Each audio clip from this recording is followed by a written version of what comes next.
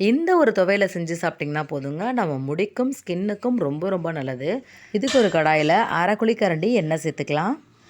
4 spoon அளவுக்கு உளுந்து சேர்த்துக்கலாம். சேர்த்துட்டு நல்லா வறுத்துக்கோங்க. உளுந்து ஓரளவுக்கு வறுபட்டதுக்கப்புறமா 1 ஸ்பூன் அளவுக்கு கடுகு சேர்த்துக்கலாம்.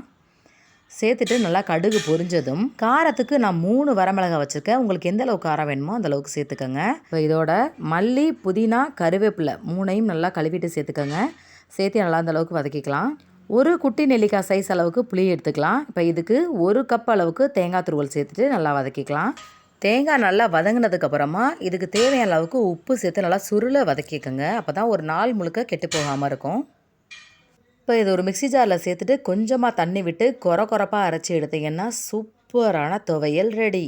சூடான சாதத்தோட வச்சு நல்லெண்ணெய் விட்டு பிசைஞ்சு சாப்பிட்டிங்கன்னா அட்டகாசமாக இருக்கும்.